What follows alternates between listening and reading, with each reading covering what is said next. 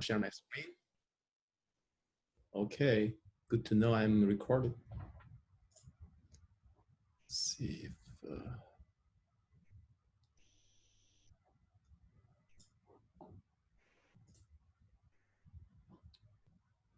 can you see my slides? Nope. Yes, all good. We can hear you. We can see the slides. Okay, cool. Send it now. Yeah. So before starting the lecture, I just sent one Dropbox links on the general channel of the Slack channel. So this is the materials for the hands-on session that I will do in an hour. So if you guys want to do the hands-on together with me, please just download the tarball, and that contains some informations and the scripts that I'll use for these hands-on sessions. Okay, yeah. So today I'm going to. So yesterday I talked about some recent progress of the large-scale cosmological n-body simulations, and some progress that have been made in the last a few decades on on resolving the large-scale structures, as well as some internal structures of dark matter halos. And today it's more of the technical side of the story. So I'd like to investigate give a lecture on how these dark matter simulations are actually done, and what's the numerical methods that we usually use to conduct this type of simulations. So the test is actually quite, the goal is actually quite simple, is to study, to model the evolution of a system under the gravity.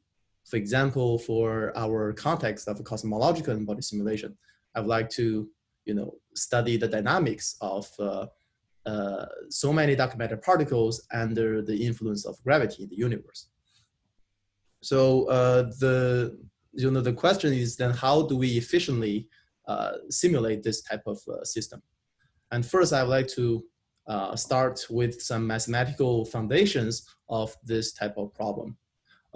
So by the way, I'm also monitoring the chat. So this is quite technical. So if you guys have any questions, just either interrupt me or just type on the chat, so I can I can follow your concerns and answer questions simultaneously. So the problem is we have a pure n-body system with a very large number of n, for example, number of dark matter particles in the universe. And apparently we cannot follow the evolution of the individual dark matter particles because there's just so many.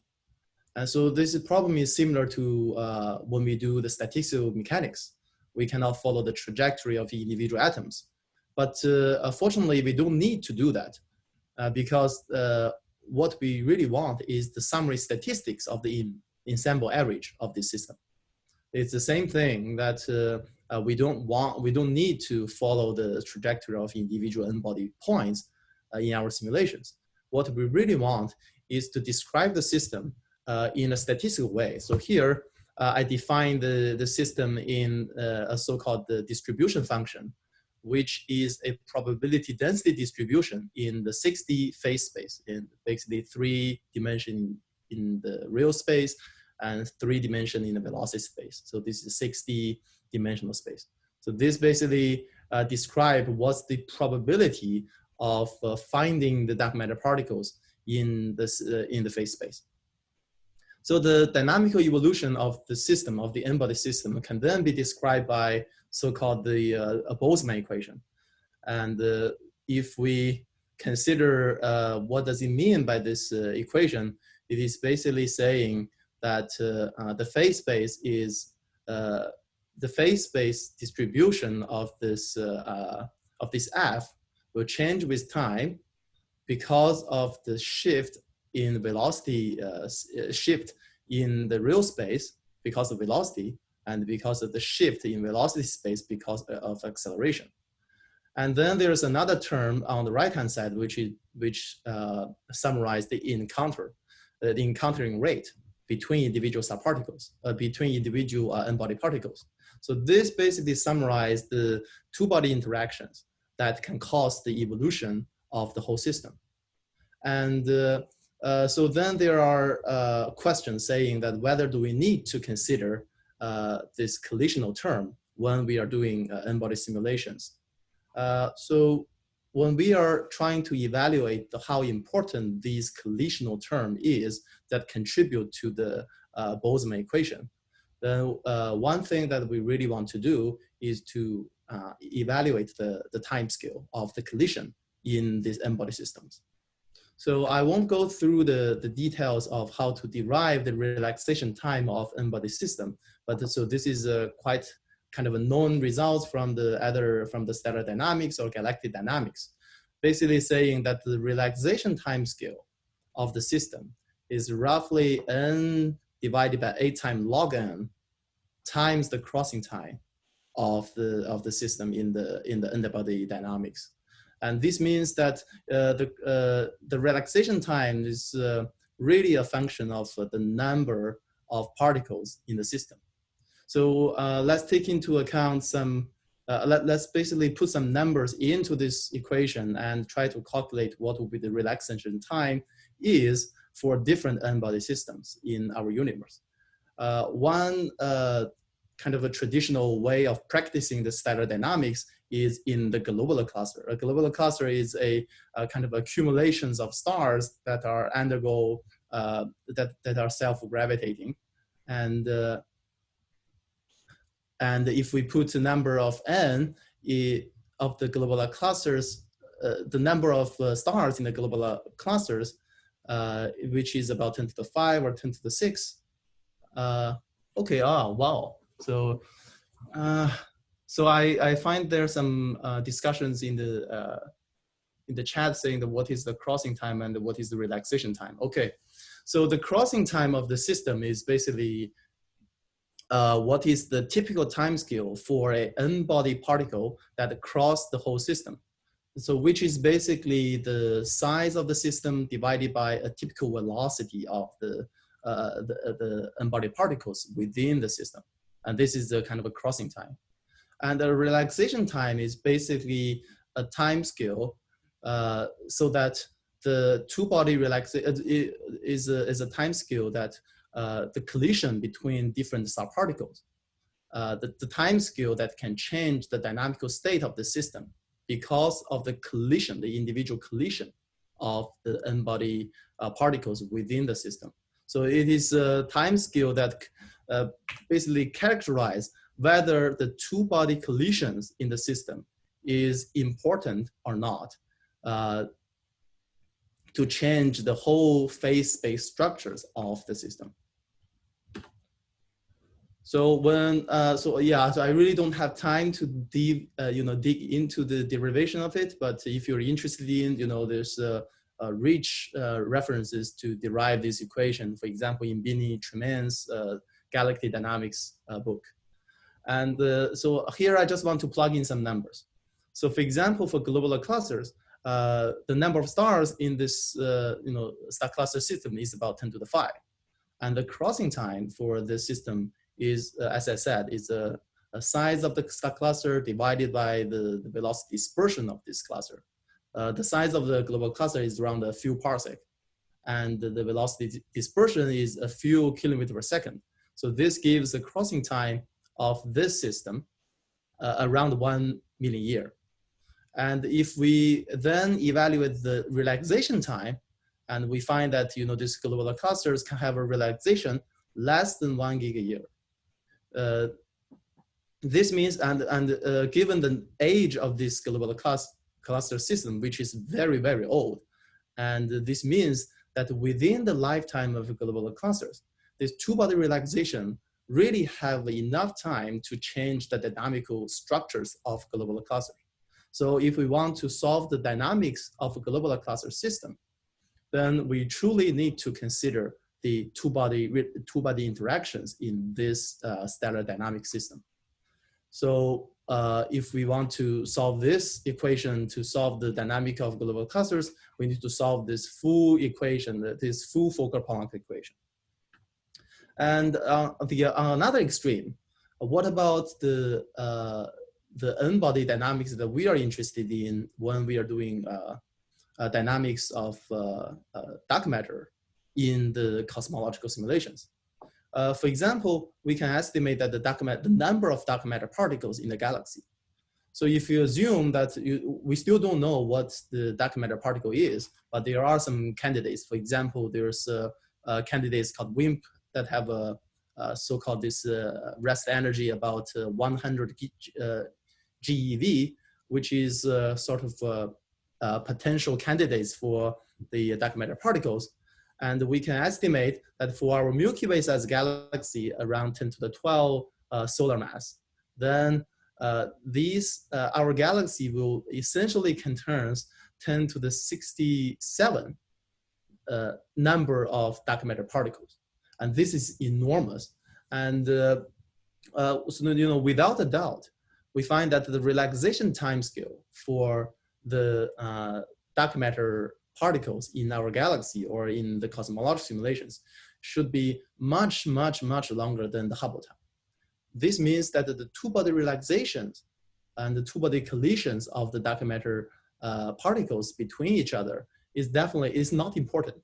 So we can safely say that we don't need the collisional term when trying to determine the properties of the dark matter in phase space. So that gives the right-hand side of the equation to become zero.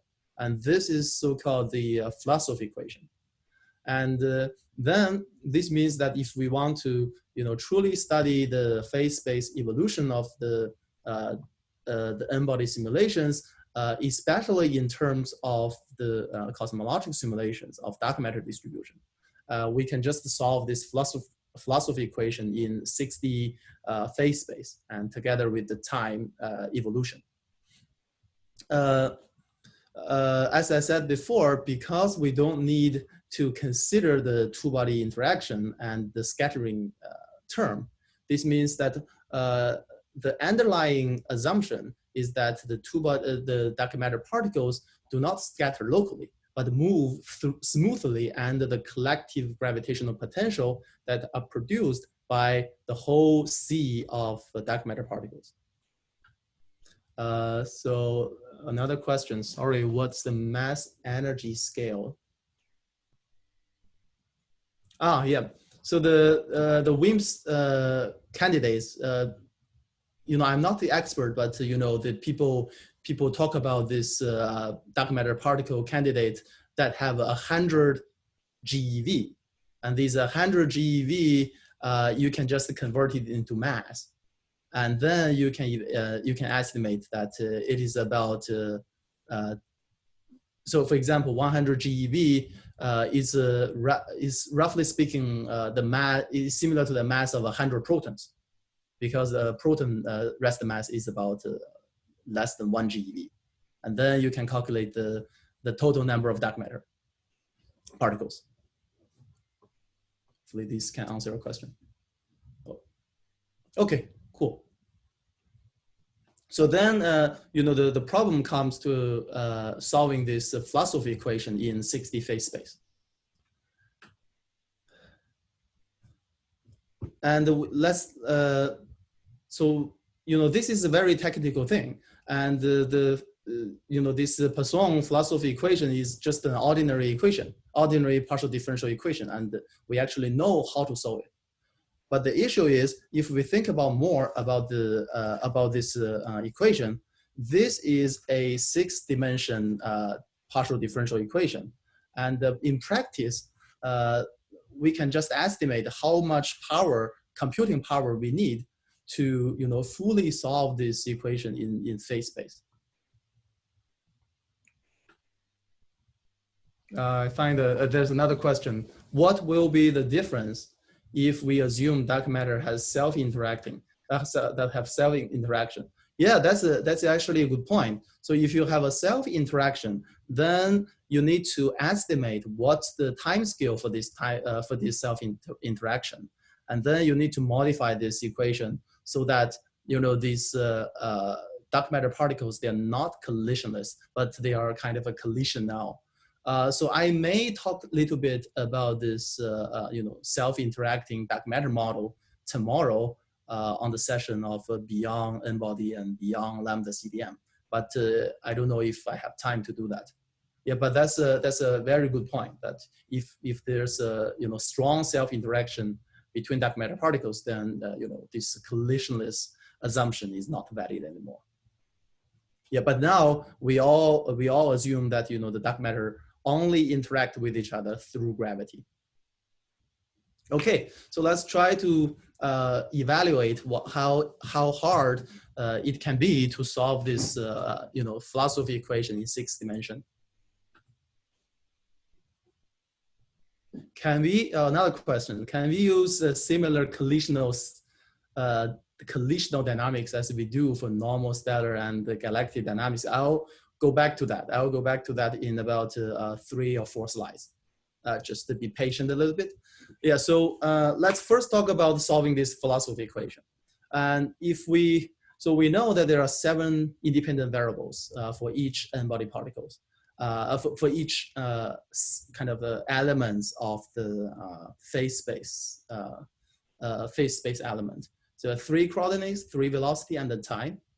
And if we have a Milky Way sized galaxy, and we have a halo with virial radius about 200 kiloparsec, and we have velocity dispersion of 200 kilometer per second. So then if we discretize the phase space, with the small elements that have a velocity that we can try to resolve the velocity with 1 kilometer per second and space with 1 kiloparsec, then we need at least 64 trillion grid cells to achieve this type of resolution in phase space. And if we convert this number of cells to the total memory that we need to calculate this type of simulation, then I won't go through the details, but roughly speaking, you would need a 2,000 terabyte of RAM to just do one simulation of a Milky Way-like halo with relatively coarse resolution, I would say. And so this memory is huge. So if we can see that this is the supercomputer, the recent list of the best 10 supercomputer in the universe. Sorry, not in the universe, in our Earth. I don't know. Maybe there's other alien that have a better supercomputer. I don't know.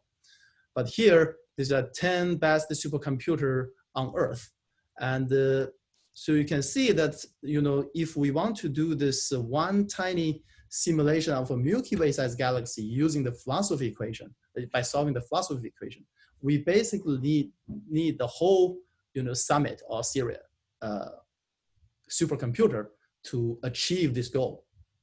So in principle, it is doable, but in practice, it is very hard to do. So there are some efforts toward this already, but they are, for example, in this paper in the Yoshikawa et al., I think this is 2012, and they try to directly integrate the philosophy equation in 6-dimensional phase space. But they have a kind of a much smaller number of grid. They have only 64 grid in each dimension of the phase space. And this is already very computationally expensive. And this is definitely far from enough to resolve, for example, the internal structures of the phase space in our Milky Way-like galaxies. And also recently, there's a new development of this new algorithms that try to use a adaptively refined Lagrangian phase space element and to simulate this warm dark matter universe at redshift 1. And you can see there's some promising results that they can resolve these filamentary structures and also roughly resolve the internal structures of the halo using this philosophy equation solver. But still, their resolution is far from enough to solve the to resolve the internal structures of this halo. So one of the reasons why solving the philosophy equation is not practical and physically it is actually not efficient, it is because when we are trying to do the cosmological simulations, So the large amount of phase, the large fraction of the volume in the phase space is actually empty. So for example, in our lambda CDM universe, and if you study the phase space structure, you'll find that the phase space is not kind of uniformly sampled. The CDM only occupies a very thin three-dimensional hypersurface in the 60 phase space. So it is a kind of a waste of time to solve the full distribution of the distribution function in phase space. So what we usually do is to use a Monte Carlo sample approach to basically sample a number of n-body particles that only interact with each other through gravity, and sample the phase space. Sample the most densely populated place in phase space. So this Monte Carlo approach is exactly what we call these n-body simulations in cosmological n-body simulations. So basically, we discretize the 60 space in terms of n simulated particle. And these n simulated particle will try to sample the distribution function that we are interested in. And then this very hard task of solving the philosophy equation will become a new task that we just trying to follow the dynamical evolution of this n-simulated particle in our simulation.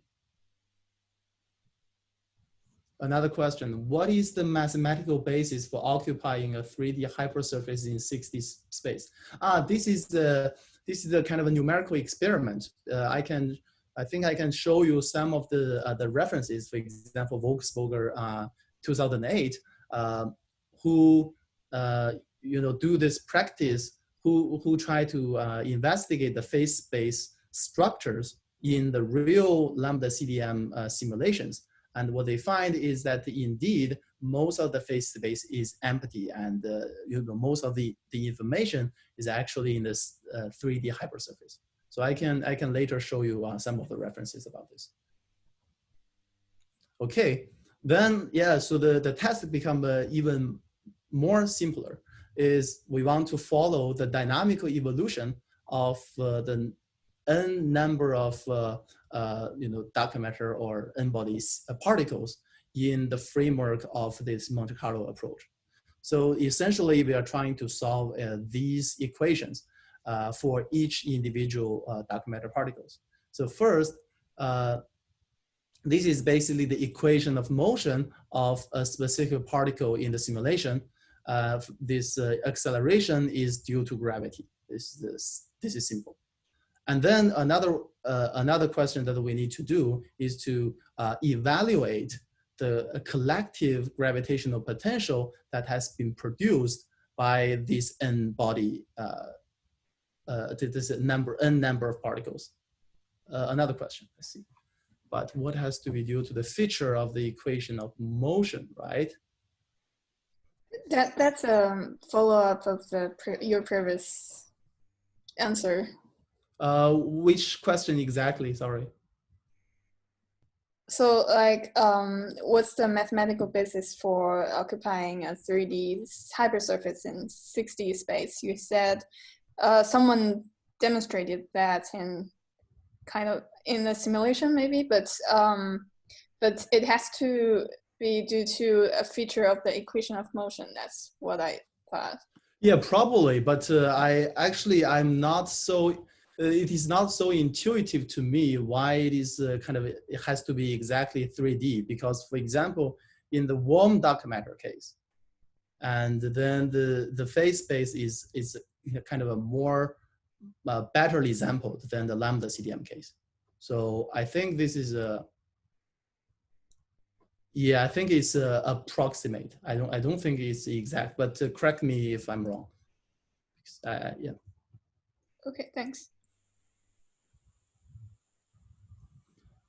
Okay, so then we kind of reduce the problem into a solving the n-body dynamics by by trying to investigate the equations of motion of different dark matter particles under the collective potential of the, a collective potential that contribute from all the dark matter, all the n-body particles in the simulation.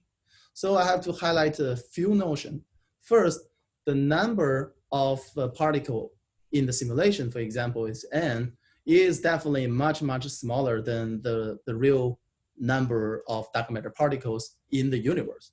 So this means that if we go back to the evaluation of the relaxation timescales, we'll find that these n-body number of n-body particles does not exactly follow the collisionless nature of the universe, because the relaxation timescale for these two things are different, and because of this low number density, it can cause a large angle particle scattering, and it can form some bond pairs. And all of these are not physical, because this is basically the numerical artifacts, because we don't have enough sampling to the phase space. So we need to avoid this.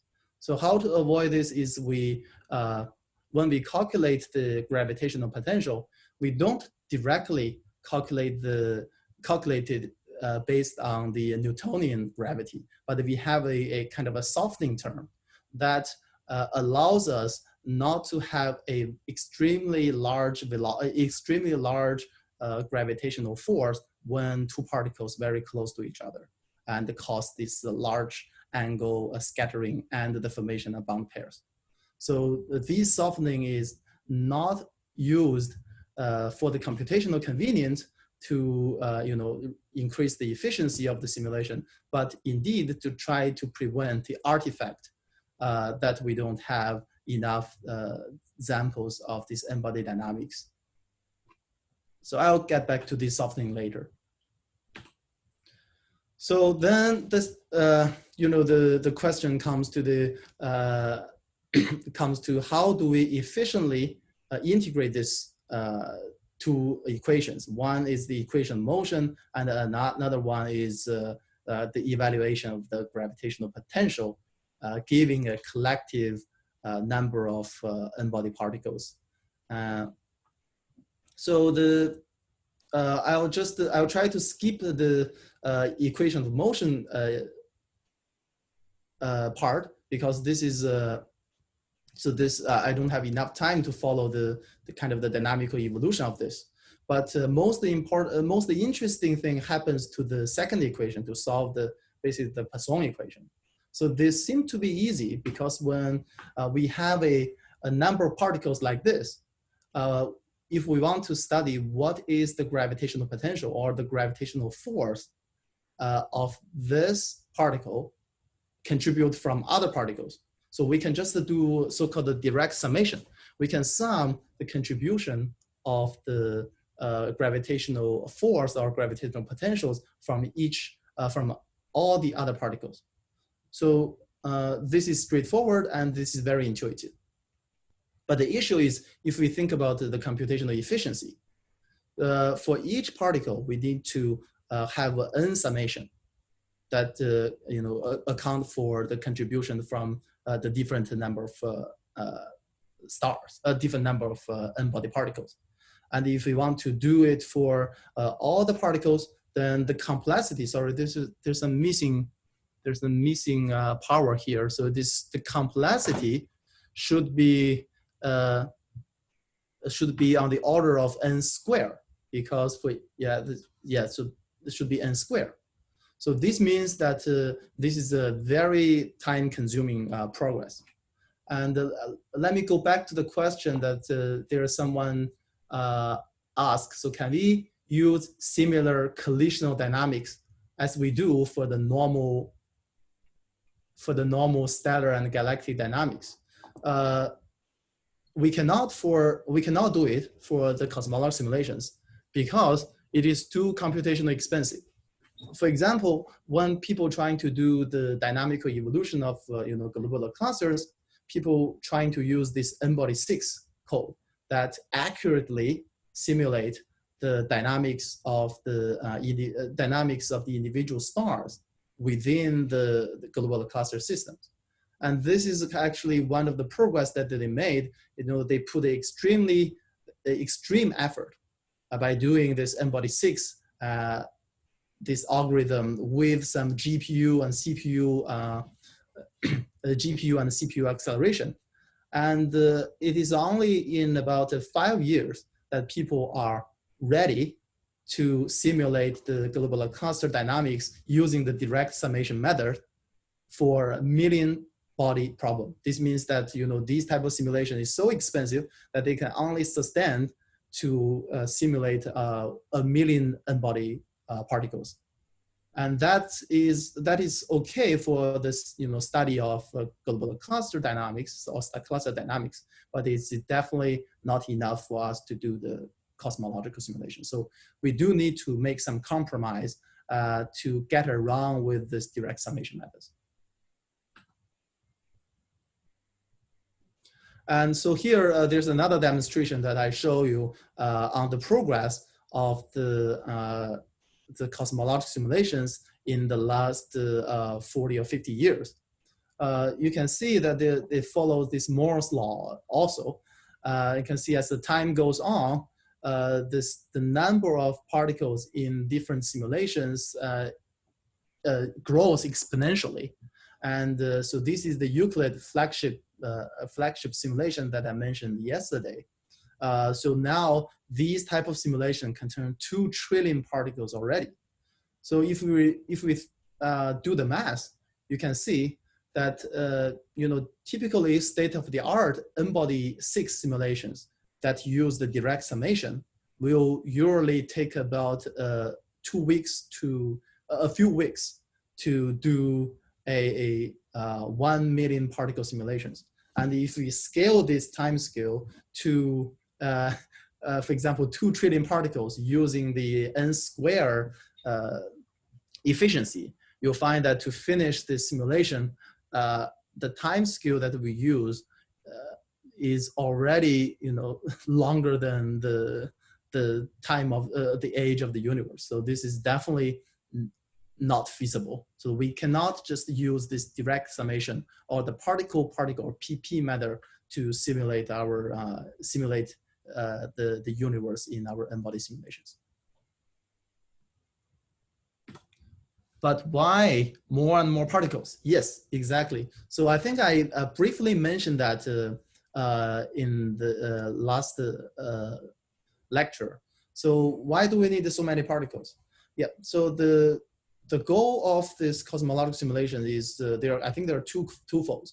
One is to cover a large range of simulation volumes so that we can sample more and more galaxies and to understand better on the large scale structures, and also to facilitate on the, for example, cluster cosmology, because if you have a higher number of examples of galaxy clusters of these rare objects, and we can better understand how good this cluster cosmology is, when we try to inference the cluster statistics to cosmology.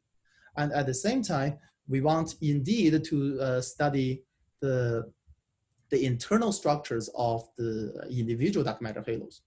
So if we want to do both, then we have to sample this large volume with very high accuracy. So that's the reason why we want to have more and more dark matter particles or N-body particles in these N-body only simulations. And even, for example, even we don't have these 2 trillion particles, you can see that direct summation, the point here is that the direct summation is just too time consuming, that we definitely cannot do it for our cosmological simulations. So then that's actually the battleground of the race of using different algorithms to solve the gravitational potential contributed from a collective N-body particles. So one category of this type of method is called the particle mesh method. So what does it mean by particle mesh method is that if we remember that the Poisson equation, this integral form of Poisson equation, is that the the gravitational potential is actually a convolution of the density field of the simulation with the Green's function of this form. And then so what people think is that if we think about convolution, one direct idea is that if we have convolution is very time consuming, but if we want to do it in the Fourier space, then this convolution will become just a direct multiplication.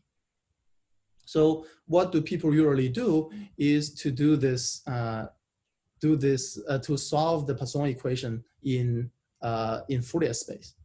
The first step is to dump assign the particle assign the mass of each particles into a fixed mesh, so that we can first get the density field of the ensemble of these particles.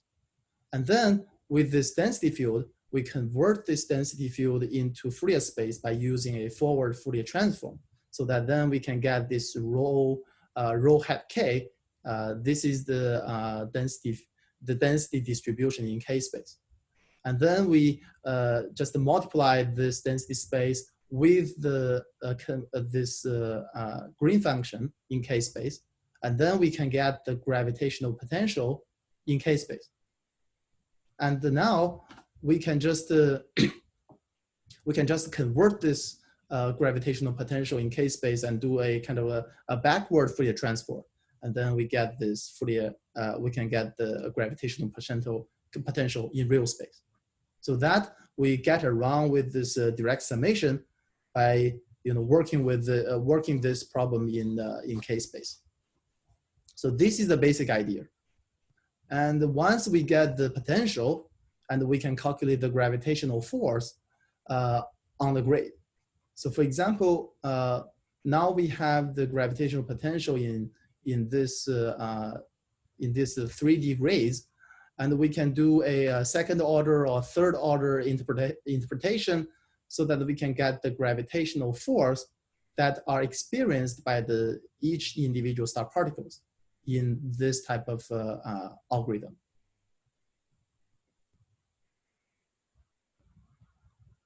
Question, for the particle mesh method, do we know how the accuracy of the finite differencing scale with the grid resolution and time resolution? So I don't have the plot to show the scaling, but this is actually a good point, and that's actually the point that I would like to mention, is that all of the problem of this particle mesh method is that the resolution, the force resolution is limited by the size of the cell. So because we use the Fourier transform to do all of these manipulation in in this resolution element. So this means that all the forces that that are finer within this range that we cannot resolve. So that actually is the larger limit of this particle mesh method. So yeah, and another question, how do we translate the force on the mesh point to the particles themselves? Yeah, so this is exactly the slides that I'm trying to do. So for example, as I said, so we have basically a potential field in this grid, and then we can do the interpolation, and we can do the differentiation onto the particle.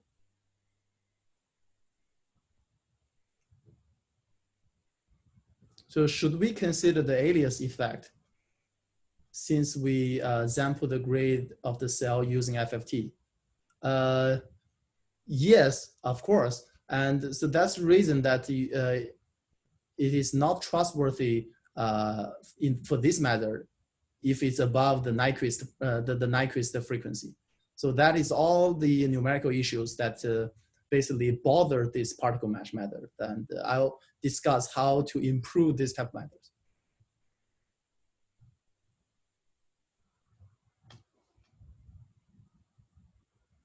How do we obtain row vector k.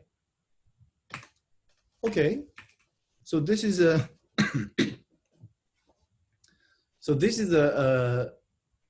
one point that I didn't mention in very detail because of the time limit.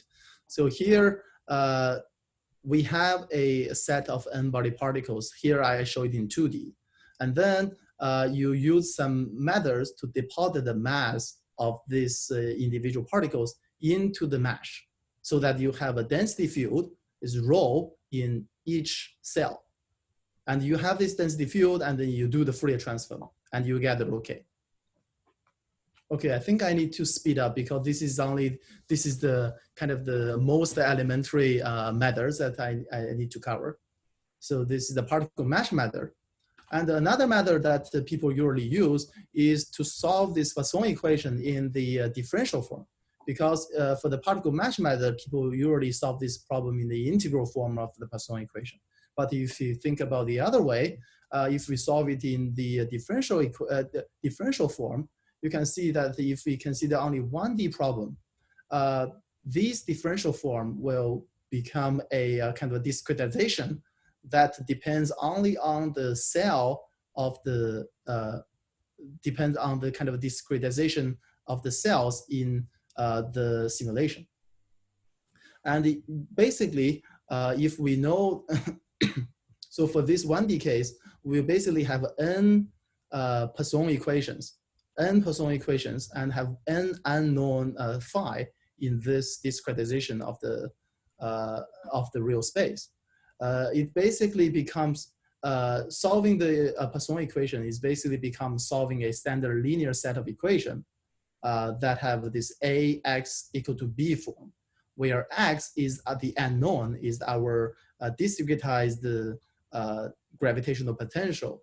And A is a fairly sparse populated matrix. And B is the density field in the discretized form. And so solving this, it seems that we changed the problem from solving the Poisson equation to solving a set of n linear set of equations. But the issue is solving the, but do the matrix inversion is even more time consuming than it can take to n to the cube order of complexity. It is even worse than the direct summation. But fortunately, people realize that there are many methods to solve this kind of approximately solve the set of linear equation, which is called the relaxation method. So basically what people usually do is to decompose this A matrix, as I said, decompose this A matrix into 3 parts. The first one is the diagonal part, is the D. And then there's a lower part and there's upper part. And so that A equals to D minus L plus U. And there's some sign conventions, so I don't need to vary too much.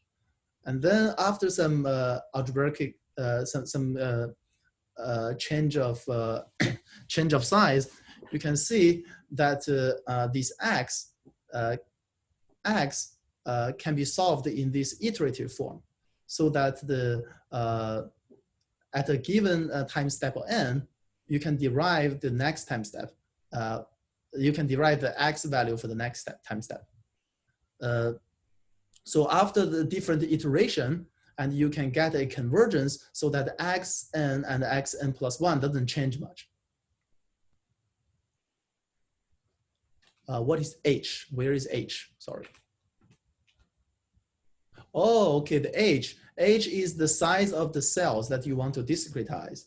So this is basically how to discretize the Poisson equation, the differential form of the Poisson equation into a grid set, into the grid. It's the size of the cell. So here is the relaxation method that I mentioned, so that you try to solve this X iteratively, so that the Xn and Xn plus 1 doesn't change much, so that you know that you get a fairly stable answer. And in this case, you solve the X, and you solve the potential, and then you can do you can calculate the gravitational force based on this potential. So this is called the relaxation method to solve the Poisson equation. And there's another, the problem for all of these particle mesh methods is that you have to solve these equations with a mesh. And you have to use, sometimes you need to use FFT. And the mesh is hard to manage, and the FFT is sometimes it is a headache. So basically, another set of algorithm basically ask if is there any way that you can try to get around with the mesh and try to organize the n-body particle in a different data structure. So then they come to a whole bunch of algorithms called the tree algorithms. So basically the idea is the following. So here I showed a system of n-body distribution here is in the 2 dimension. And we want to calculate the gravitational force from gravitational force of this particle contributed from all other particles. And the idea is that we don't care much about the particle. We don't care much how, very accurately the gravitational calculations when these particles are very far away from the particle of interest. This means that, for example, you have this ensemble of n-body particles that is very far away. And what we can do is we can use the center of mass properties of these so many particles as a representative to calculate the gravitational force. So this means that all of these particles will become one particle that has a mass the same as this mass and at the position of the center of mass.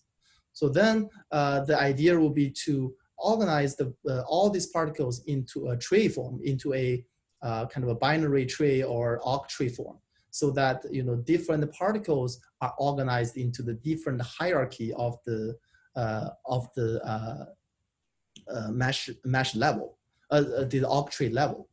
And what people usually do is to have this theta as a criterion, so that if the theta is this opening angle is very small, then we will just combine all of these particles into a center of mass quantity, and then we only evaluate once the gravitational force to all of these particles. And it is only when the particle is very close to the point of interest, for example, this one, that we opening this different tree nodes, that we go through the specific information of this particle and then do the direct summation. So this means that the complexity, the time complexity for this type of algorithms for a single particle is a log n scheme, because it's the tree. It is tree organization. So the whole algorithm have a complexity of n times log n. Okay, so the question is, you are changing from a fixed grade to a new grade for each particle. So here is it's a different terminology. So here I don't even need to have a mesh. I only need to organize. So these meshes are just for visualization. So in reality, you don't actually need this mesh.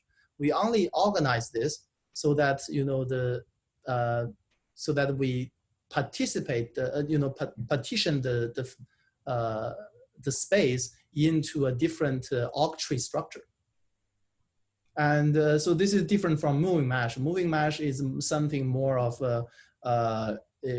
doing a hydrodynamic simulations, that you have a real mass, and a real mass, the mesh is moving. So this is different. This is basically the tree algorithm. So the essence of this is that we don't care much of the fine structures of the particles that are very far away from the particle of interest. Another question, but if you include the operation in finding the center of mass for the faraway grade, would the complexity be n squared again?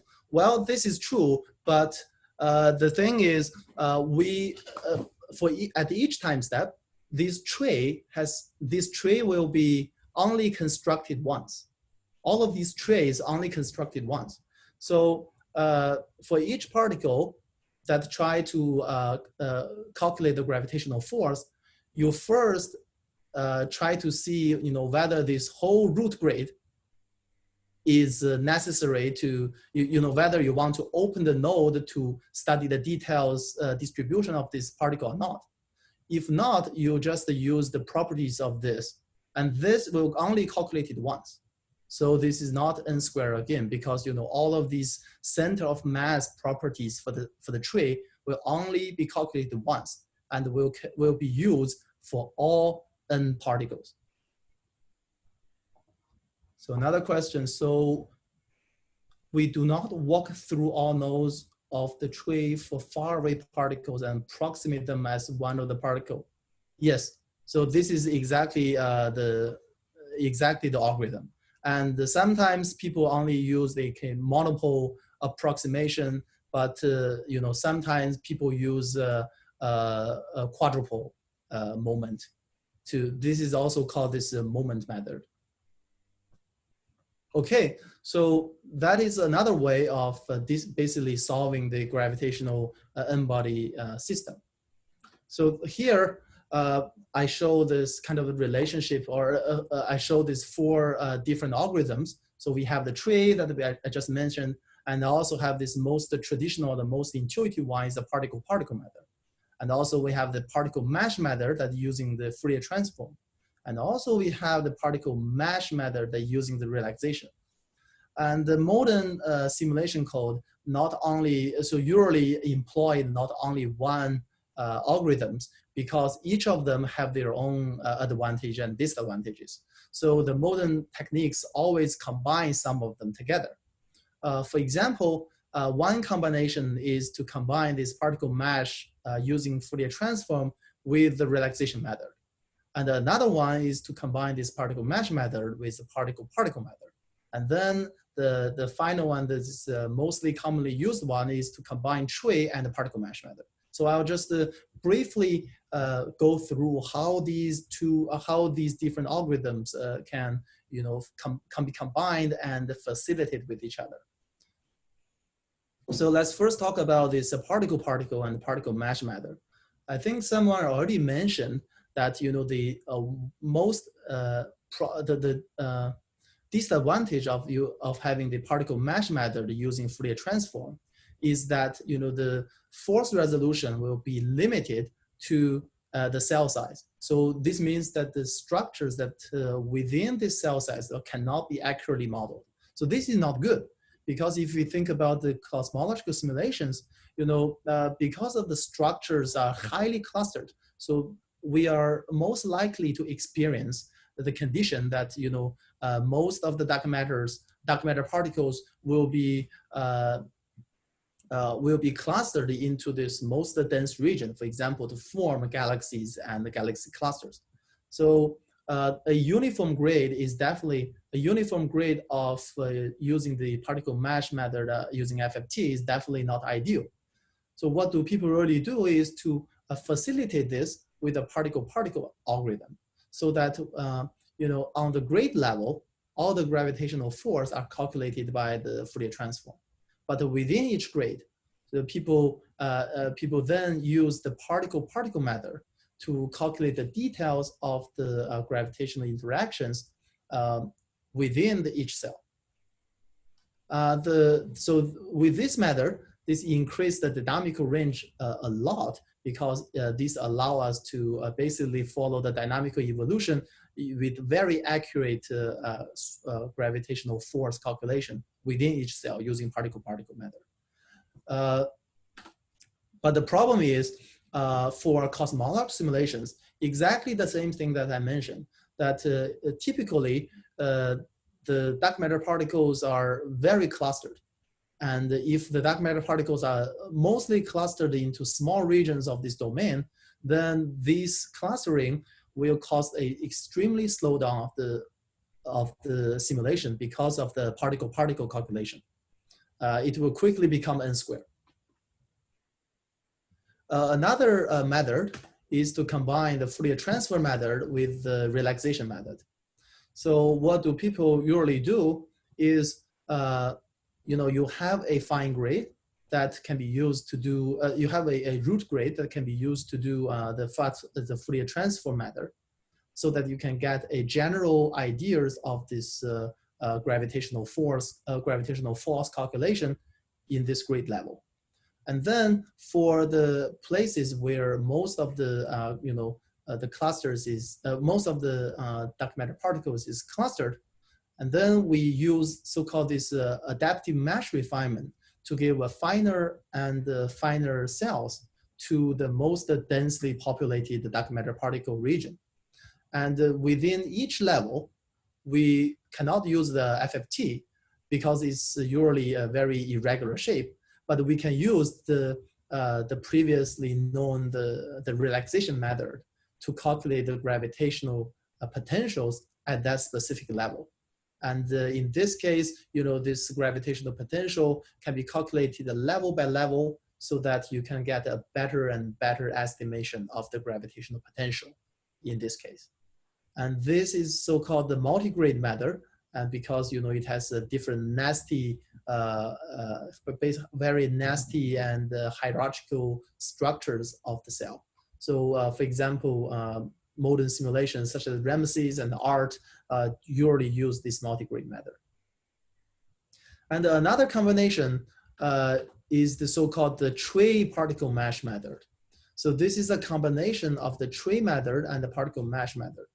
So the one disadvantage of the tree code is that when you don't open the nodes, so basically when you calculate the gravitational interactions to a far away pack of particles, then you think that it is fine to use the monopole or quadrupole approximation. But sometimes this is not good, especially in the long term. It's for the long-term force. When when a large number of particles are far away from your target.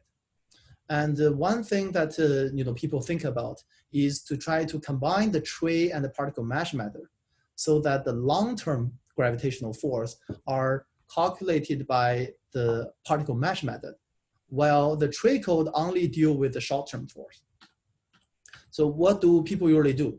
For example, let's think about the gravitational, the Poisson equation in K-space. So this is the Poisson equation in K-space, and it's a correspondence between the density field in K-space with the potential in K-space. And we split this gravitational potential into two terms. One is the original gravitational potential, but with the exponential cutoff to a large K. To a large K. This is basically, left with, this is basically represent the long-term gravitational force. And this equation is the kind of the residual compared to this long-term is this 1 over this is the short-term gravitational potential. And what you can see is that we can use the particle mesh method to calculate the long-term gravitational potential. And then we can use the tree code to calculate the gravitational potential with a effective form. So the advantage of this is that if you can see that this new gravitational potential calculation is not exactly the Newtonian, but with this error function. And this error function will truncate very, very steeply if the if the material is outside, for example, 5 times this RS radius, of your choice. So this means that when we try to deal with the tree algorithms, we only need to search for the nearest dark matter particles and without worrying much about large scale, because the large scale gravitational calculations are mostly done by the Fourier transform method. And then you combine with the two so that the gravitational force are split into the short range force that have been calculated by the tree and the long range force that calculated by the Fourier transform. And this will give you a fairly robust and fairly accurate force estimate over a long range of distances. And so that's actually this type of algorithm is quite popular, and it has been used by for example, the GADGET 2 simulations that I will demonstrate in a few minutes.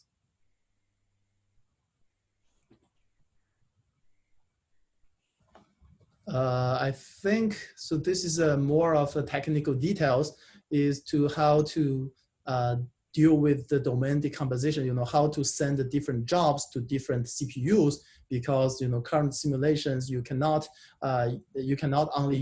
just use one CPUs.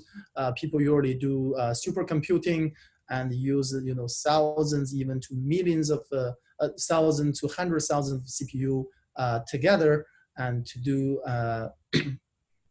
do this so-called parallelization of the simulation. But I think the time, I reached the time limit here. Maybe I'll just stop here and take more questions and discussions.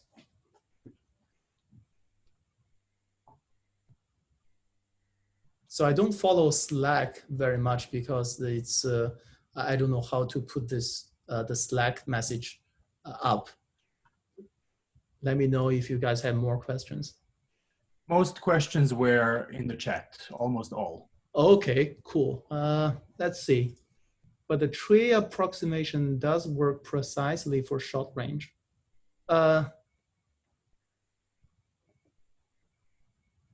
So the tree approximation is, the tree algorithm is still approximation, but it depends on how you choose the criterion to open the, let me go back to the,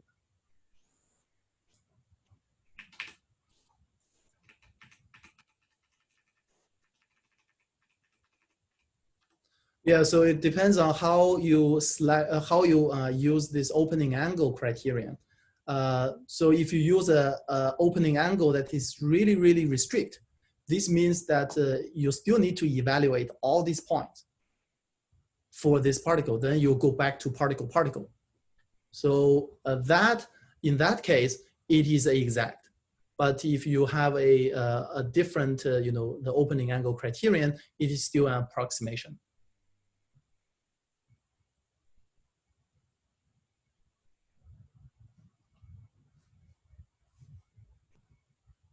Why I do softening? Yes.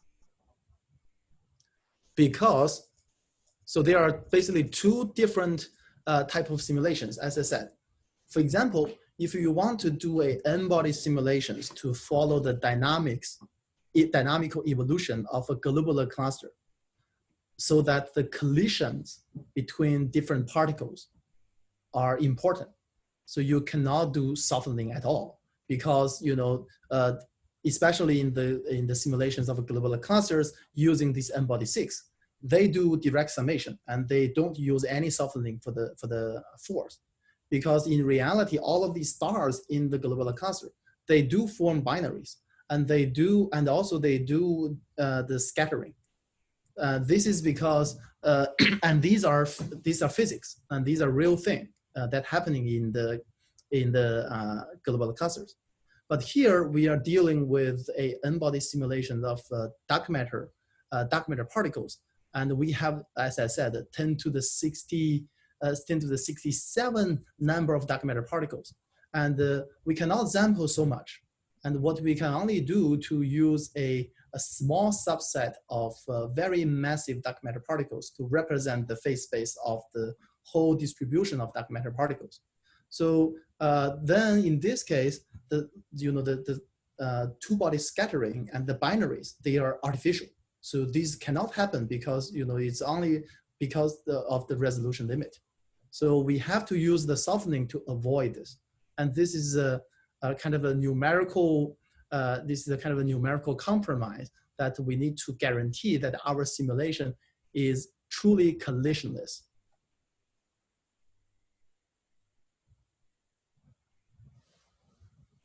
And how can you ensure that your parallelization does not influence into your density assignment. For example, I mean, how do you deal with the boundary conditions? This is, okay, this is very technical. I think you are really getting into the dirty world. The parallelization is completely a painful, completely a painful industry.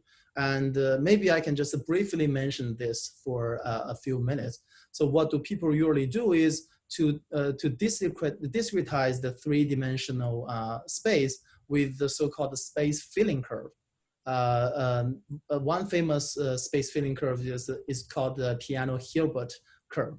And what this curve does is to convert a 3D space into a 1D line that completely go over all the mesh structures, such like this. And then we decide where to cut this space filling curve. And for example, if we want to run the simulations with 5 different cores, and then we break this into 5 pieces, and then each pieces will be sent, the information will be sent to different processors. And you talk about the boundary conditions and how to do the density assignment if I just randomly throw this informations to different cells. This is a very good point. And what people usually do is to create several buffer cells for each boundary of these simulations. And with these buffer cells, and that can communicate the information between each other, between different processors, so that the information are updated and are shared between cells of interest, between the processors of interest. So that will, that's how people deal with the boundary conditions, to have some buffer cells.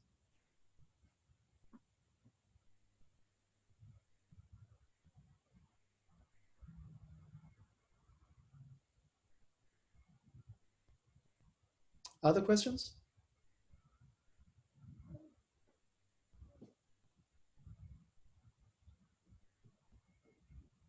How the softening is made. So I don't know what specifically do you mean, but do you mean how do I choose softening, or?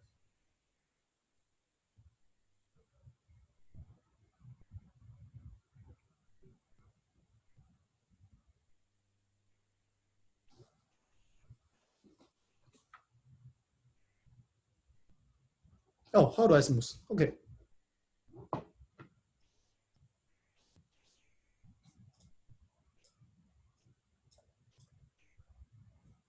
Here, for example, if you calculate the the gravitational force,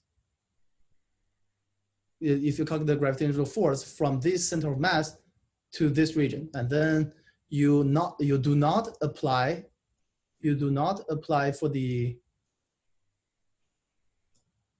GM over R or GM over R square for the gravitational potential calculation or gravitational force calculation.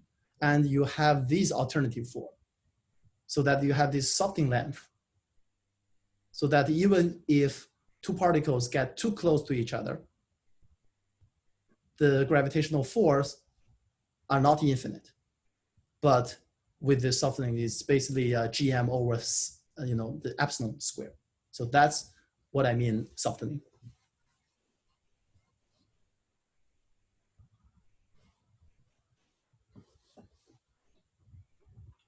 Any other questions?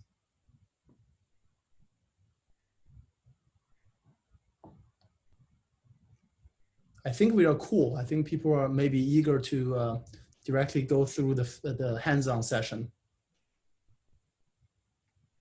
Good idea.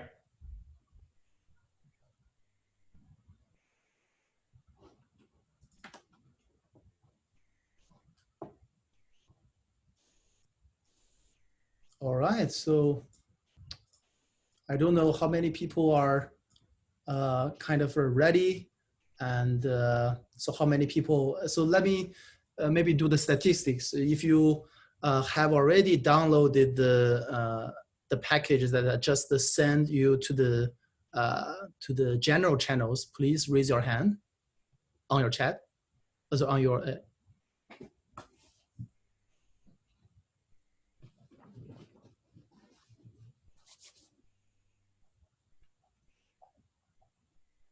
I think I saw at least 20 hands.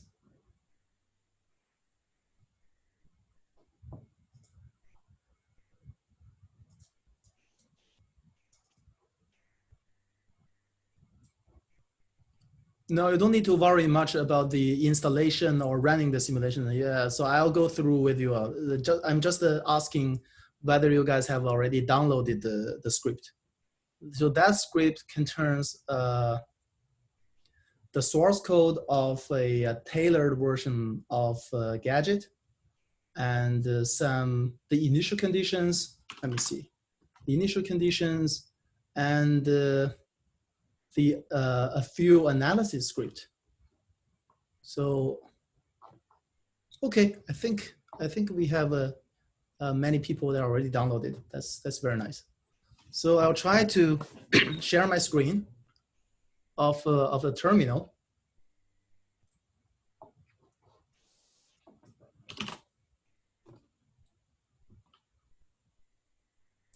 Can you see my terminal? Yes. Thanks, Dragon. All right. So within this tarball, so there are a few different components. The first one is the code. So this is self-explanatory. Is the GADGET code. And if you go into the GADGET code, and if we go into the hands-on code, GADGET 2.0.7 and GADGET 2, you get all the sources of the GADGET. And so this is where the the simulation code is. So what do people usually do is they have these make files that can try to help you compile the simulation. And I'm pretty sure, I know that many people have some difficulties installing the softwares and having difficulties trying to make this and try to compile the simulations. But one thing that I would like to share is that if you have a kind of a more better understanding of actual Linux system or the kind of Linux-like system, and you know that how different softwares are organized in Linux. For example, if I want to make it's up to date. If I want to type make to compile the simulation, and you can see that it basically uses this MPI-CC and with many flags, and to compile each individual C source code. And what MPI-CC is a MPI parallel version of the C compilers in your computer. And one thing that to check whether you have MPI-CC is just to see which MPI-CC. So if you got nothing, then this means that you don't install the MPI-CC, or you installed it but didn't point to the system that where you installed it. So what people should know, how Linux knows that to search for your installation is to use this path variable. So for example, for my case, the system will search for this location, and different locations in the past to find for the executable that you want to use. For example, here, my MPI-CC is in the user local bin, and then they find here the Anaconda, they don't find the MPI-CC, they find this, they don't find it, and then they hit this user local bin and they find the MPI-CC, and that's good. And then there are many flags. So for example, so this is the O2 flag.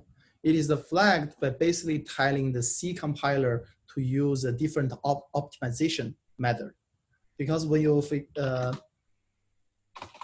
have a C code, when you write these, for example, the for loop, the if define, and the different configurations, that's what you code to help the C compiler to understand. But the main function of the C compiler is to build an executable for computer to understand your C program.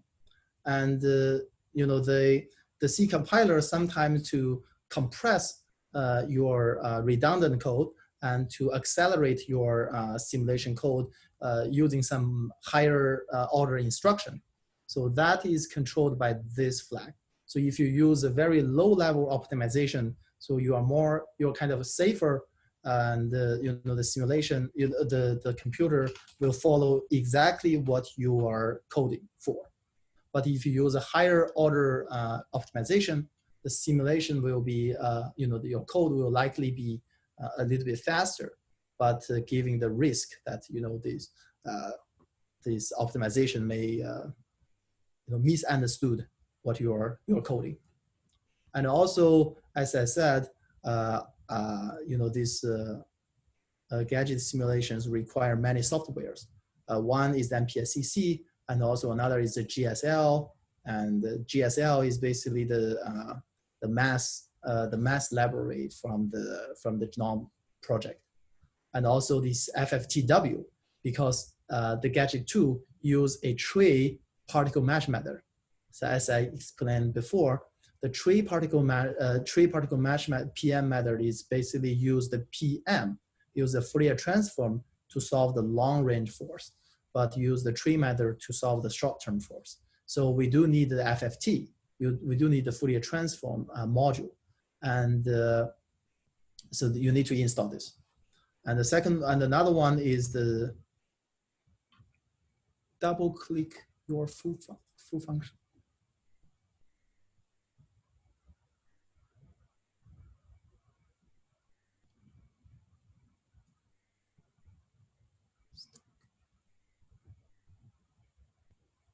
Okay, I think this is not a question to me. Yeah, and then this FFTW. And another package is the HDF5. So the HDF5 module is control of the I/O, this input-output format of Gadget. And Gadget use this type of file form so that each snapshot will be a very compact form. And you need to have this module so that you can run the Gadget. And if you are able to do that, you'll find this, you can make this, you can compile this simulation without any problem, and you will get the executable called the Gadget 2. So once this Gadget 2 is created, we can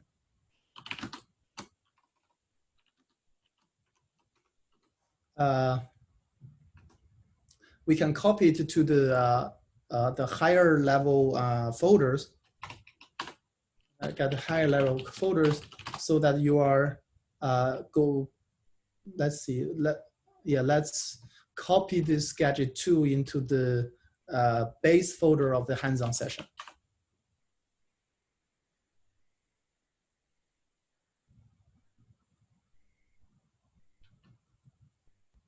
A question, in the hands-on session, will we need to have some specific file in the Dropbox you linked, or is it okay if we have the version we downloaded earlier? No, it's exactly the same version, but here with the new Dropbox link, I put in more analysis script and also the initial file, initial condition file. Yeah, so I think you'd better just download this new one, and because there are these initial condition files, so that it can help us to run this simulation.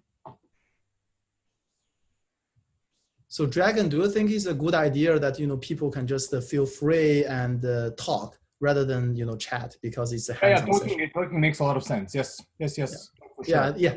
I think it just if you have any questions, just go ahead and ask and interrupt.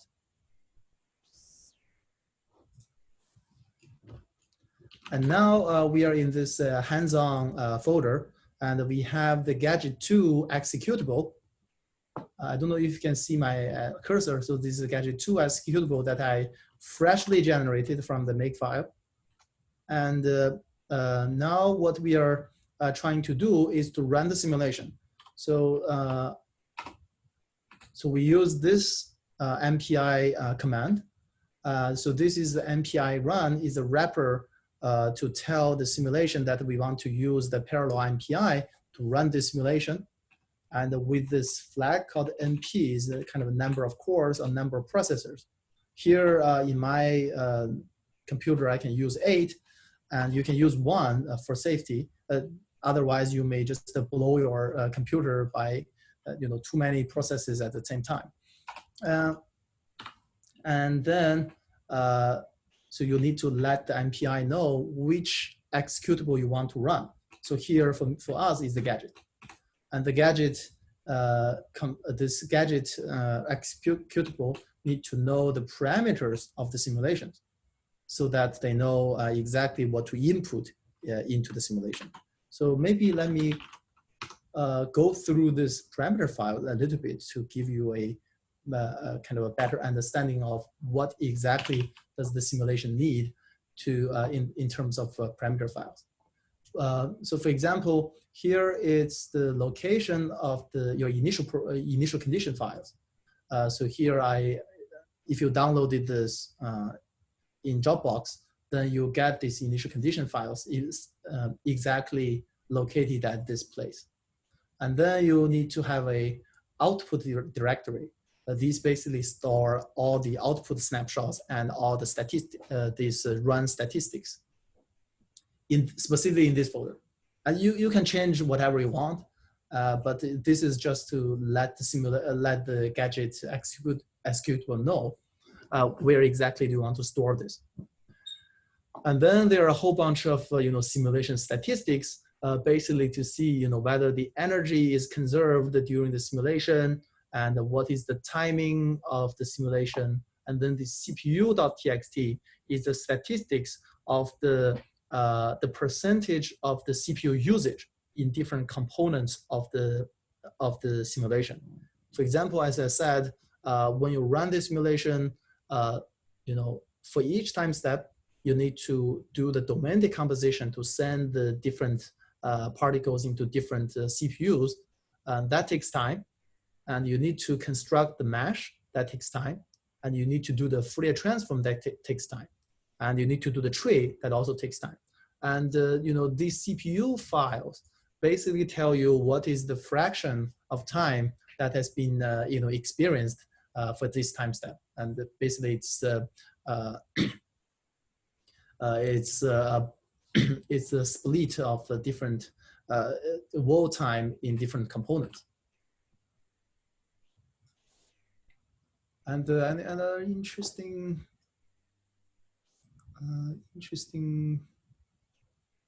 parameter, yeah, so this one, the co-moving integration. So this basically asks you whether you want to solve the Friedman equation on the background. So whether you want the specific cosmology, that compensate on this expansion universe. So for example, if you do some idealized simulation that doesn't rely on cosmology, you can just turn it off.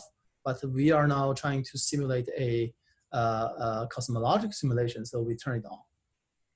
All right, and then the periodic boundary condition. Yes, so for these n-body simulations, so the argument is our simulation box is so large. For example, here I think it's about 50 or 100 megaparsecs. So we assume that this is one realization of the universe.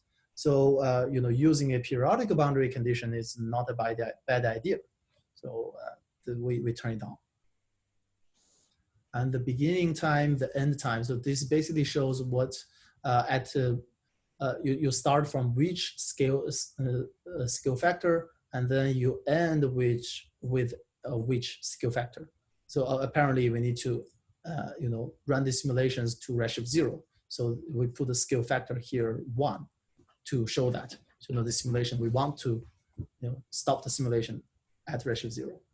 And then these are the cosmological parameters that you want to use. You can change to whatever you want. If you want to, use the Einstein de Sitter universe, you can do that.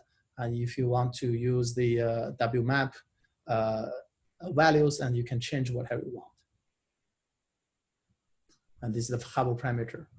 And the box size, okay, the box size is 50,000. And here I haven't discussed any unit yet. So in GADGET, there's a specific internal unit system. So, when we're doing numerical simulations, we typically don't use CGS because CGS is just, the value is just too small. If we use a centimeter in our system, then all of these, the length are extremely large. So these are large values. So in the computer, we really don't want to use these extremely large values to do the summation or division or multiplication. So that will create some numerical issues.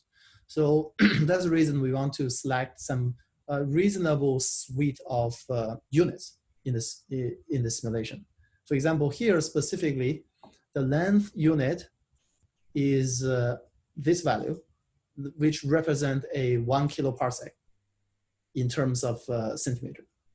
And the mass unit is, basically 2 times 10 to the 43, which is 10 to the 10 times solar mass. And the velocity unit is EE5 centimeter per second, which is 1 kilometer per second. So with this suite of unit, and if you have 3 units in your system, then you can basically derive all other units. For example, here, if you try to see what is the time unit, internal time unit would be, then you just divide this length unit with the velocity unit, and you got the time unit. Any other interesting thing? Let's see. Okay, so here it basically shows the how do you do the tree algorithm. And as I said, if you want to, one of the criterions for the tree node opening is to give a criterion, how far away that the nodes are that we want to, open it to resolve better and better structures. So these suite of parameters basically controls, how to open the nodes in the tree algorithms. So if you use a very extreme condition to node opening, then you end up falling into the particle-particle algorithms. And if you use a very generous tree opening criterion, then you end up having a very inaccurate force calculation. And here is a suite of parameters that controls this. And then, then this is softening. So here, because I only have dark matter particles, I just only need to specify what is the, the softening length for the dark matter halo, for the dark matter particle. Here I choose a 20 kiloparsec as the softening. This means that, for all the structures that, smaller than 20 kiloparsecs, the simulation basically cannot resolve. So that is because, in reality, for a high resolution simulations, these softening choice is very bad. So people usually use much finer softening, much better softening, given that you have enough number of particles. So I think these are all the physical meanings of these parameter files. And then we can run the simulation. All right, let's see what happened. Oh, okay, this is so fast. Okay, so let me just cue the run. So at the beginning of the run,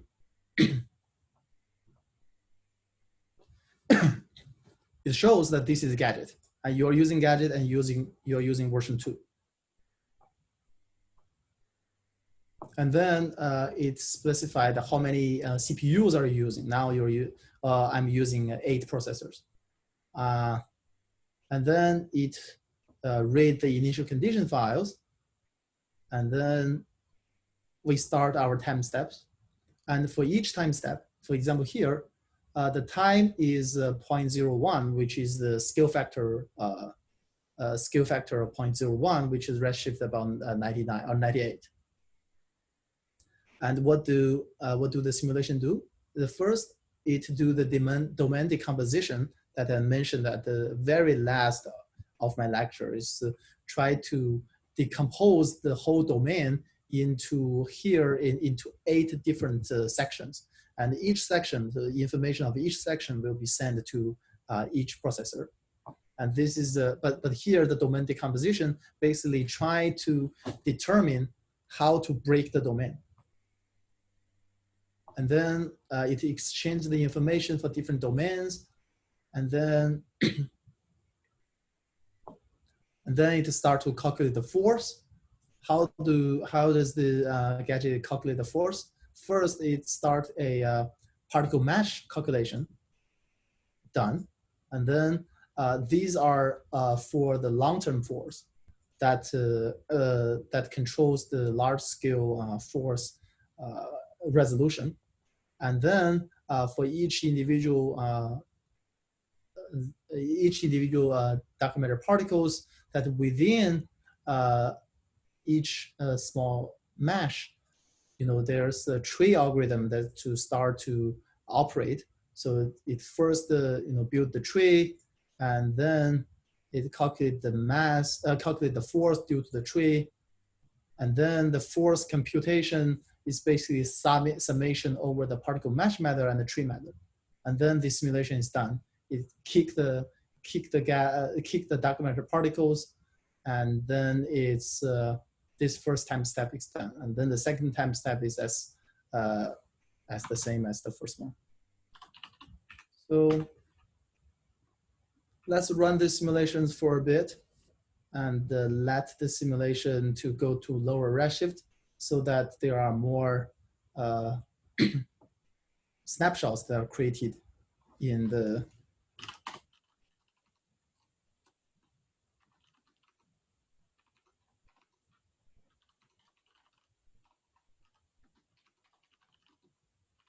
output file. Let's see.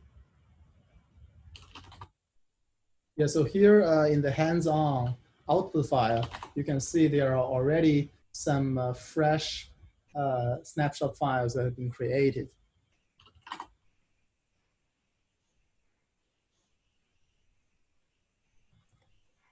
Is there an alternative output format except for HDF5?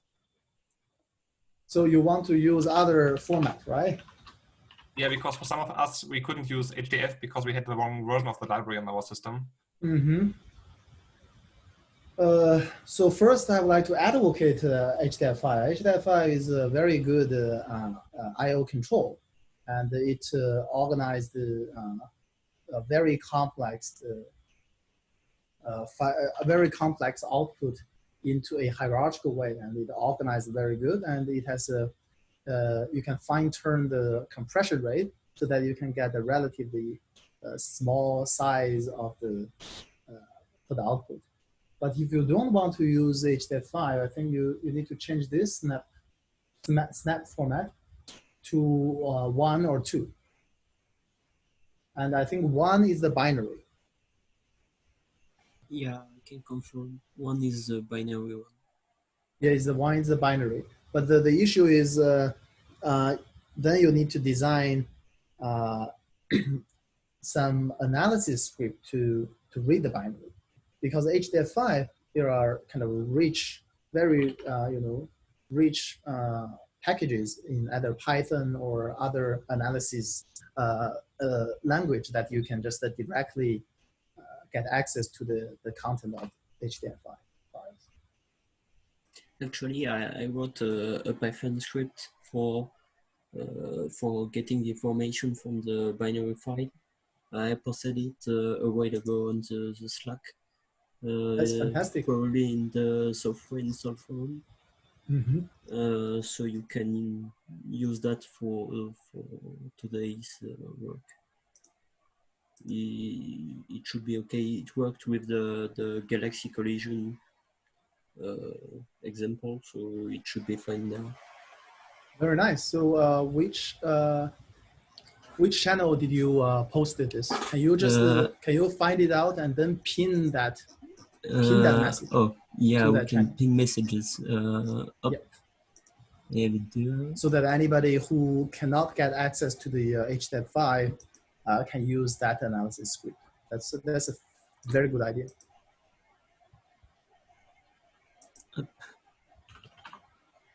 Okay, should be pinned in the software and the forum channel. Yes, saw that. Thanks.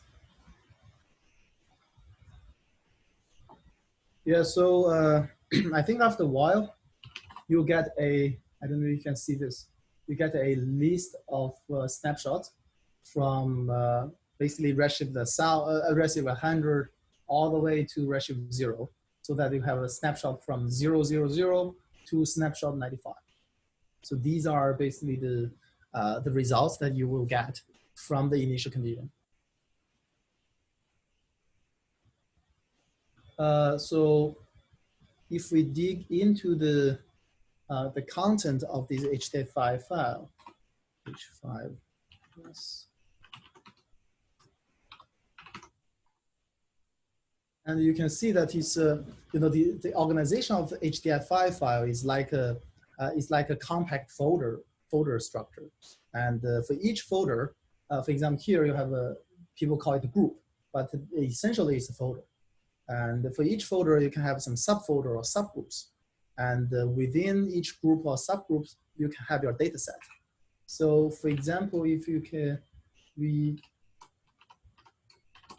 try to see what is the context of the, what is within the particle type 1. You can see that for the particle type 1, which represent dark matter particles, you have 3 different data sets.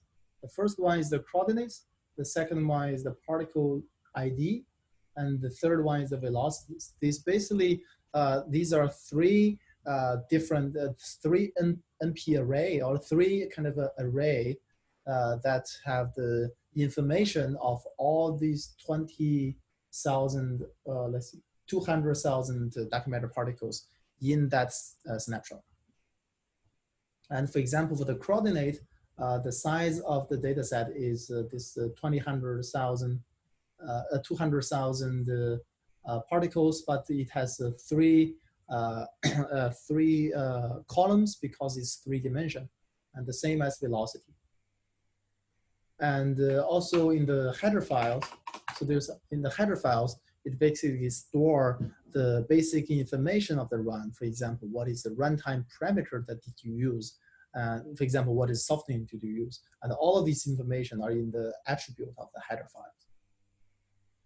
So if we analyze the simulation or the snapshot with the, for example, here with the plot map series. So this is the Python file that I can prepare for you guys.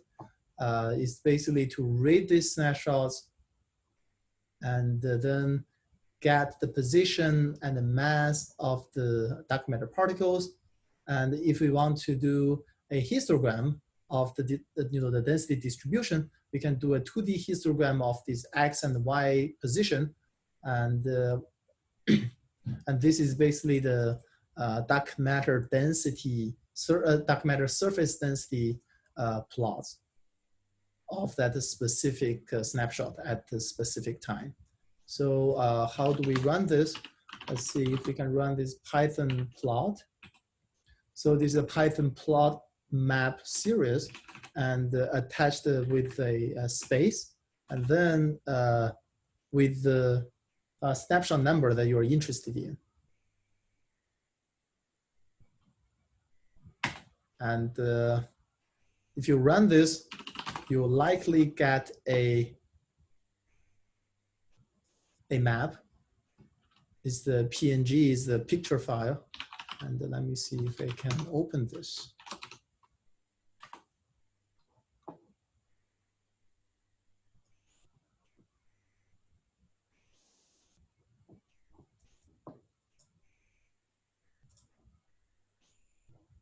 So, so here I share with you the PNG file that I just created using the Python script. So this is basically the dark matter surface density plot for snapshot 95. And this is at redshift 0. And you can already see that although with such a low resolution, you can see some structures formation and some filamentary structures. And at the hub of these filaments, there's some so-called dark matter halo formed. And if you use higher and higher resolutions, you can better resolve these dark matter halos with many dark matter particles. But here, because of the sampling issue, you don't have the ability to see exactly the density distribution within it. But you can still clearly see the the large scale structures for a 50 megaparsec box of this simulation. Let's go back to the terminal. For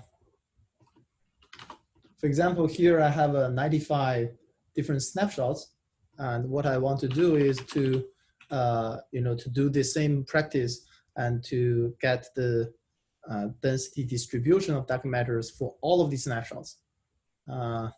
So you can type this command 96 times from 0 all the way to 95, but maybe we can take advantage of the Linux bash command. So I in 0 to 95 do Python theories I. So this basically loop over, this basically is a for loop in the bash script. It loop from 0 to 95. And for each loop, you do this command. And with this I variable that is replaced by the current loop, then it's basically automatically help you to run this script.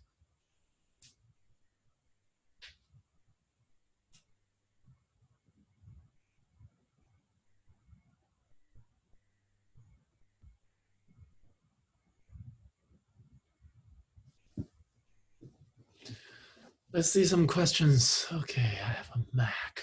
Okay, Mac is it's a headache.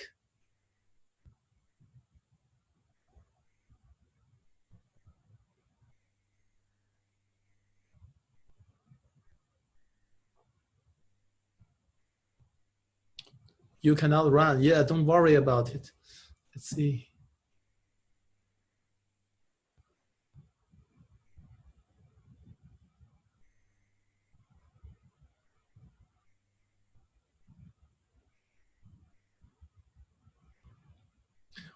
So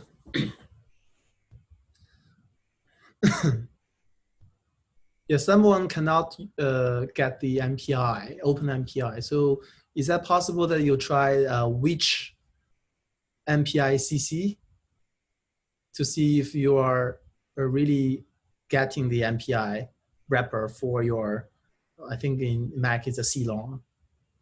Nothing showed up. Then this means that either you didn't install MPI or the Mac cannot recognize the path of the MPI. And you said the Mac comes with OpenMP and MPI. I don't know.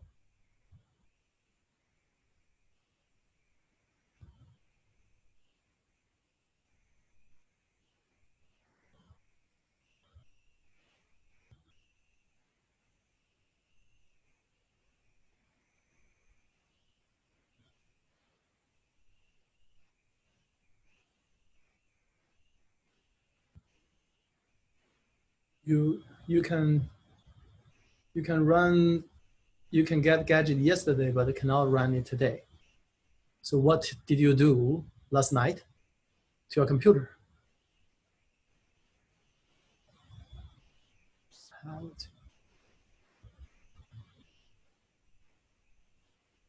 Yeah, it all depends on which system to use. For example, I think I posted some methods for different platform to install these softwares.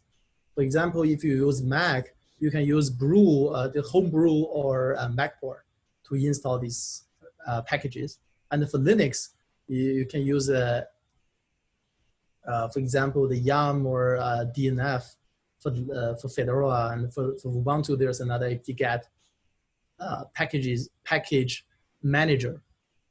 So these are, I think, the easiest one. But if you want to install from the source, then you first download the source file from the different websites. For example, the OpenMPI or MPICH website.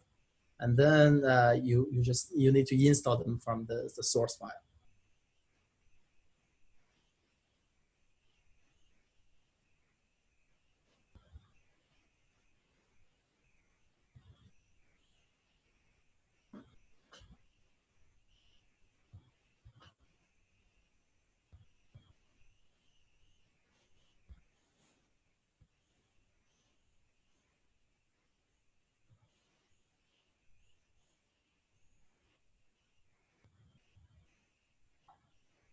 Yeah, I think all of the analysis is done. And I got, as you see, I got a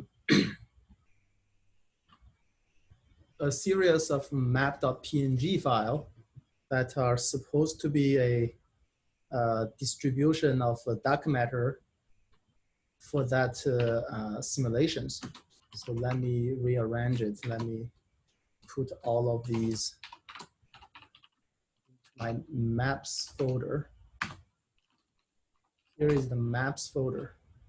And as we have already this time series, so I will just use this so-called FFmpeg software to create a movie, basically to compress all of these PNG files into a movie to see. Okay, I found this on the web, but you can.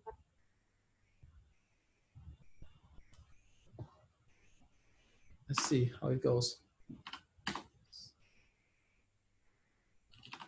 All right, now I got this the kind of the animation of this density distribution. So let me move and open this.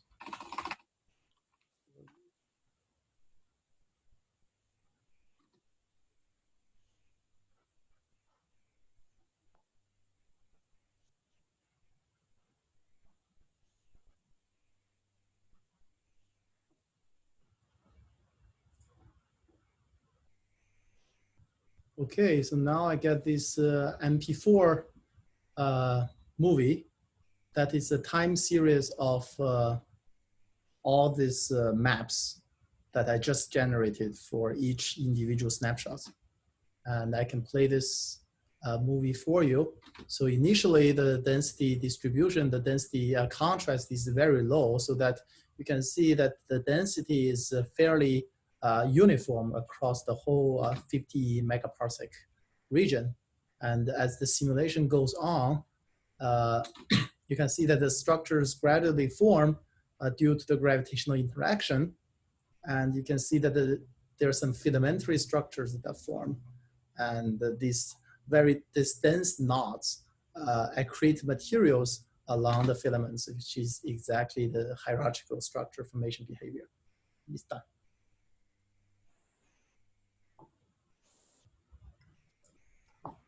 I may have missed it. How did you get MP4 out of images? Oh, MP4. Okay, so I used the.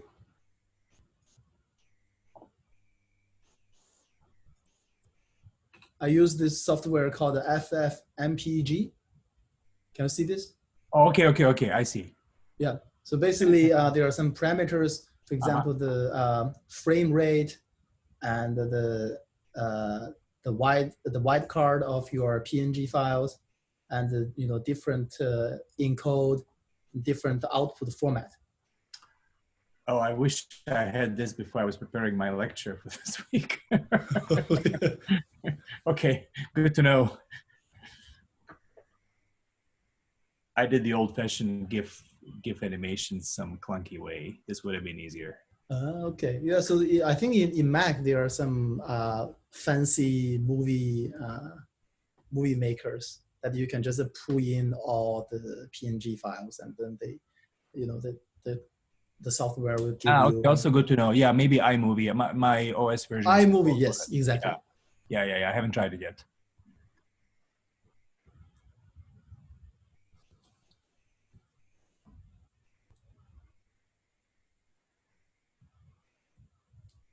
Is that possible to list the commands you executed? Okay. How do I do this?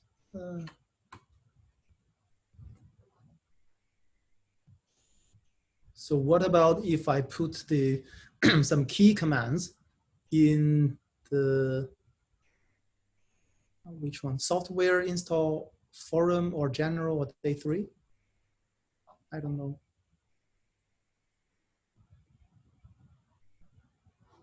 Okay.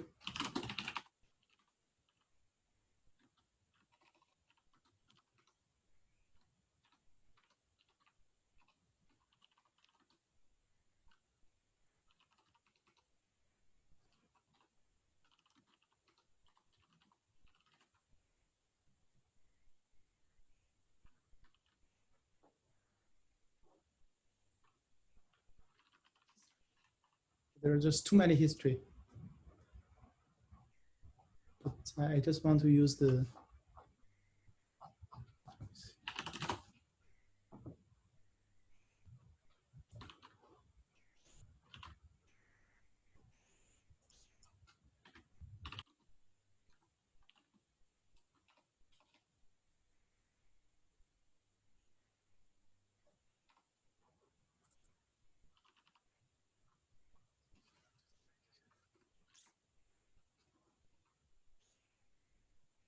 maybe I think I'll try to construct a, try to make a quite a clear instruction and upload maybe a document for you guys in one of the forum later today, so that everybody can better understand what I did.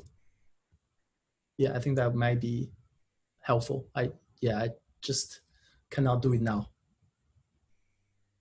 Yeah, I'll definitely do it before tonight.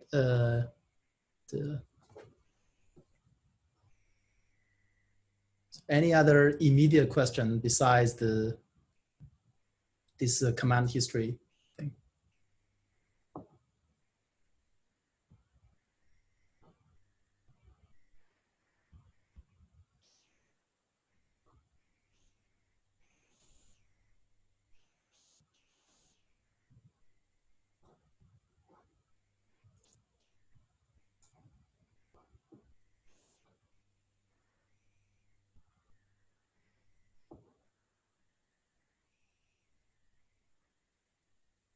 Yeah, thank you. Thank you very much. Thank you for participating in this.